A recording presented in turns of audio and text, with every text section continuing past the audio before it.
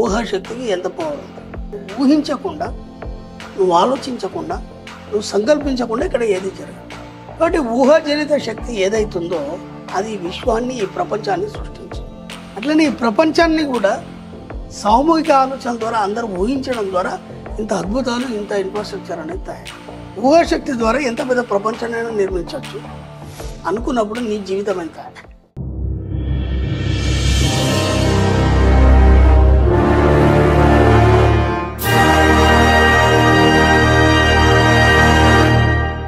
So మీరు wait చేసే classes ఎప్పుడు ఎక్కడున్నాయి అనే వివరాలు తెలియజేస్తాను, నోట్ చేసుకోండి. 9th February 2025 Rajahmundry, 16th February 2025 Bengaluru, 23rd February 2025 Hyderabad, 2nd March 2025 Vijayawada, 9th March 2025 Anantapur. So registrations fill అయిపోతున్నాయి, త్వరగా బుక్ చేసుకోవడానికి ట్రై చేయండి. నమస్తే, welcome back to one more beautiful episode AKS బిలీనియం మైండ్ సెట్ కి స్వాగతం, సుస్వాగతం. సో ప్రస్తుతం మనమున్నాము డాక్టర్ శ్రీ ఆచార్య అనంతకృష్ణ స్వామి గారితో. నమస్తే సార్. నమస్కారం. అయితే మీరు లాస్ట్ ఎపిసోడ్ లో చెప్పారు కదా, దాని నుంచే నాకు ఒక డౌట్ ఉంది. మామూలుగా పెద్దవాళ్ళు అందరూ కూడా కళ్ళల్లో బతికేకు, ఊహించేసుకోకు ఇలా చెప్తూ ఉంటారు కదా, మరి మీరు అన్నారు ఊహించుకోండి అని అన్నారు. ఊహలతో నిజంగా అంత శక్తి ఉంటుందా? ఊహలతోనే మనం అన్ని సక్సెస్ అవ్వచ్చా?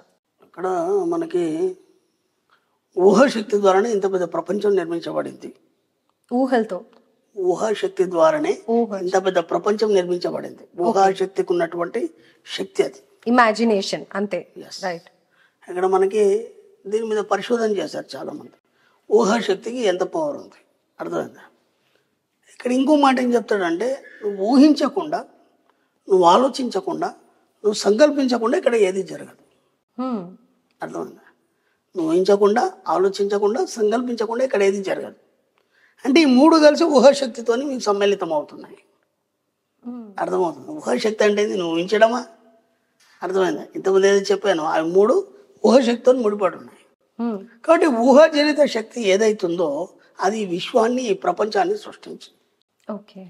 ఇప్పుడు మనం కూర్చున్న కుర్చీ ఉంది, ఇది ముందు ఒక డిజైనర్, ఒక ఆర్కిటెక్చర్ దాన్ని ఊహించాలి. ఊహించిన తర్వాత దానికి మెటీరియల్ ఆలోచించాలి ఎక్కడ దొరుకుతుంది అనేది, అవునా కదా? ఆ తర్వాత ఈ మోడల్ రావడానికి ప్రతి క్షణం తన మైండ్లో ఎక్కడ షేప్ ఎలా రావాలి, ఏ షేప్ రావాలి, ఎక్కడ ఏదేస్తే కరెక్ట్ లుక్ ఉంటుంది అనేది ప్రతి క్షణం తను ఊహించినప్పుడే ఇంత అందమైన కుర్చీ తయారైంది. అర్థమైందా? అట్లనే ఈ ప్రపంచాన్ని కూడా సామూహిక ఆలోచన ద్వారా అందరూ ఊహించడం ద్వారా ఇంత అద్భుతాలు, ఇంత ఇన్ఫ్రాస్ట్రక్చర్ అనేది తయారైంది. ఇప్పుడు చెప్పండి, ఊహాశక్తికి శక్తి లేదా? అవును, అంతే కదా. ఏది అనుకోకుండా, సంకల్పించకుండా ఏది జరగదు. దానికి ఏదో ఒక కారణం ఉంటుంది, ఎవరొకరు ఉంటారు, దానివల్ల ఇంత పెద్ద శక్తి తయారైంది.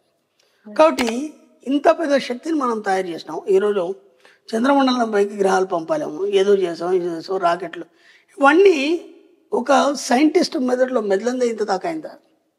అవునా కదా? అంతకుముందు మనకి చంద్రుడి మీదకి ఎలా పోవాలో కూడా తెలియదు కదా.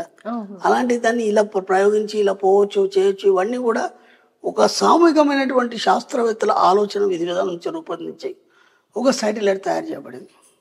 తయారు చేసిన తర్వాత దాన్ని ప్రయోగం చేయడం జరిగింది. ఆ తయారు చేసి ప్రయోగించడంలో కొద్దిగా ఆలోచనలో వచ్చిన తేడా ఉన్నప్పుడు అది ఫెయిల్ అవ్వడం జరిగింది. మళ్ళీ ఇంకా ఎక్కువ మొత్తంలో ఊహించడం వల్ల అది సరి చేయడం జరిగింది.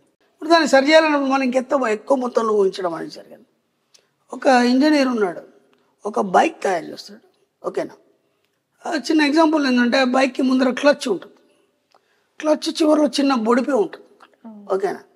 అది మామూలుగా ఏదో తాకి ఊడిపోతుంది. అది ఇది ఎందుకు ఊడిపోయింది?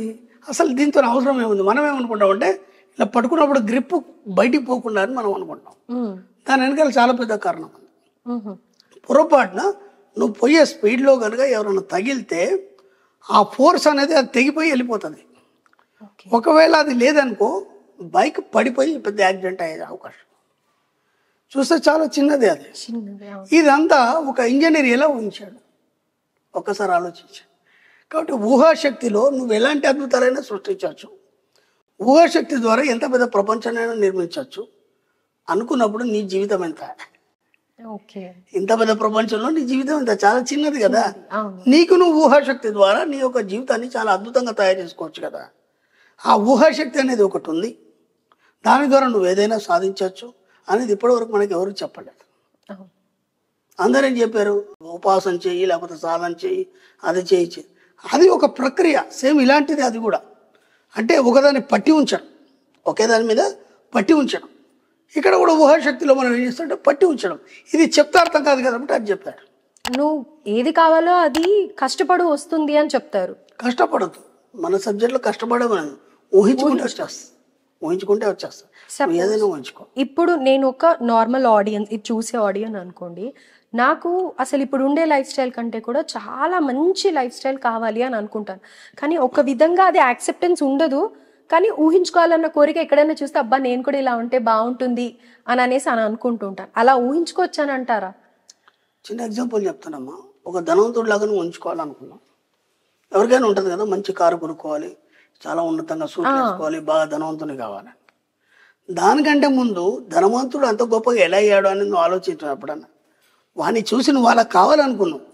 దాని వెనకాల ఎంత శ్రమ ఉంది, ఎంత వాడు ఊహించుకుంటే ఆ స్థాయికి వచ్చాడు, ఎంత ఖర్చు పెడితే ఆ స్థాయికి సంపాదించాడు.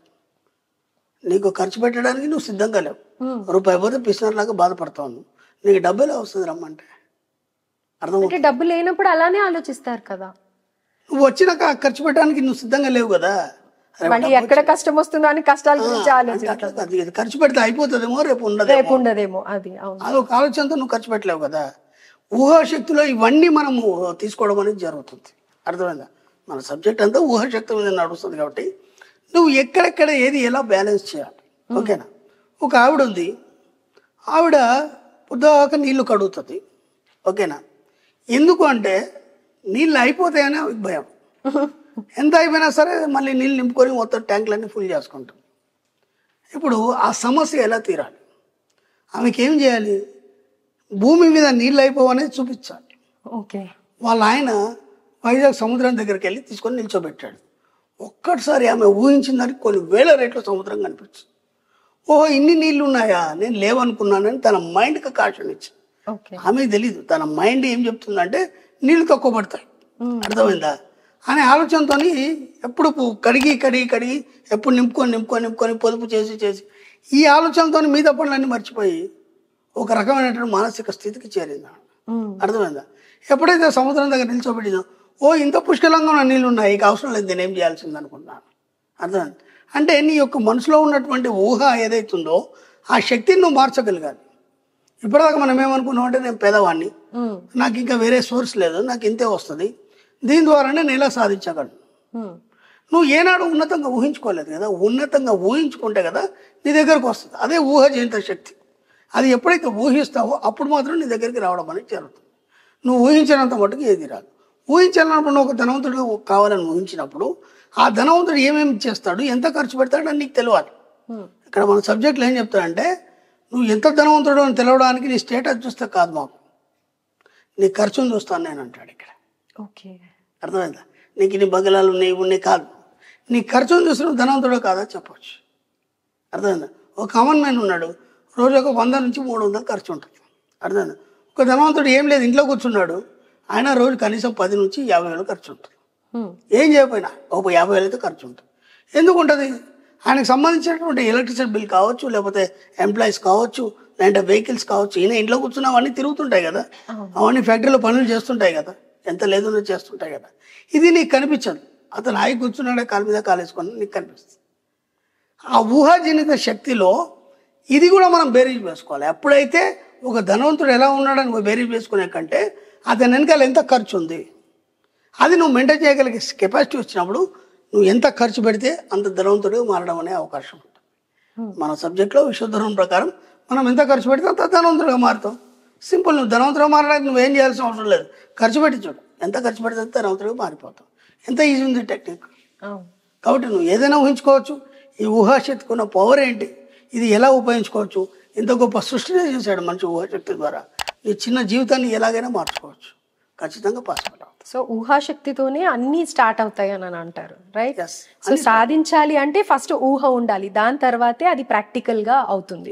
మనిషి ఒకప్పుడు నడుచుకుంటూ వెళ్ళాడమ్మా, తర్వాత బండి కనిపెట్టాడు, కొద్దిగా బాగా హాయిగా వెళ్దామని చెప్పేసి, కాలికి ఇబ్బంది ఎందుకంటే బండి కనిపెట్టాడు, తర్వాత వాహనం కనిపెట్టాడు. అంటే ఇప్పుడు రైళ్ళు వచ్చినాయి, ఇంకా తొందరగా స్పీడ్ రైళ్ళు వచ్చినాయి, ఆ తర్వాత విమానాలు వచ్చినాయి, జెట్ రైల్స్ వచ్చాయి. ఇది అంతా మనిషి ఊహ నుంచే కదా జనించింది. ఊరికి ఇవన్నీ రాలేదు కదా. ఏ ఆలోచన లేకుండా ఇవన్నీ ఇలా వస్తాయి. కాబట్టి సామూహిక ఆలోచన ఫలితాలకి ఇవన్నీ పొందడం అనేది జరిగింది. కాబట్టి ఊహాశక్తికి ఉన్న శక్తి చాలా గొప్పది. ఏదైనా సాధించవచ్చు, ఏదైనా సాధ్యమవుతుంది. ఈ సృష్టి మొత్తం ఉద్భవించింది కేవలం మనకు ఊహాశక్తి ద్వారా. ఎందుకంటే సృష్టి అంతా ఎలా ఉద్భవించిందని మన పురాణాలు చెప్పుకుంటాం. బ్రహ్మ ఊహించాడు కాబట్టి ఈ సృష్టి అంతా ప్రారంభమైంది. చెట్లు, గుట్టలు, నీళ్లు, పర్వతాలు, ఆకాశం ఇవన్నీ. అది కూడా ఆయన ఊహించుకొని మెడిటేషన్లో ఇలా ఉంటే బాగుంటుంది అన్నప్పుడే వచ్చినాయి కదా.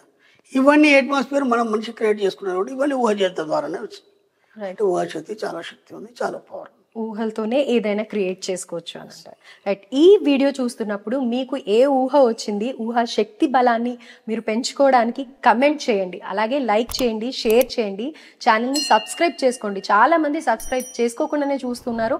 అలాగే అక్కడ బెల్ ఐకాన్ ఉంటుంది నోటిఫికేషన్స్ కోసం. ఇమీడియట్గా మన వీడియో అప్డేట్ గురించి నోటిఫికేషన్ బెల్ క్లిక్ చేసినట్టయితే మీకు కంటెంట్ ఇమీడియట్గా చూసి మన కంటెంట్ని ఫాలో అవ్వడానికి వీలుంటుంది. Thank you so much Guruji. Thank you.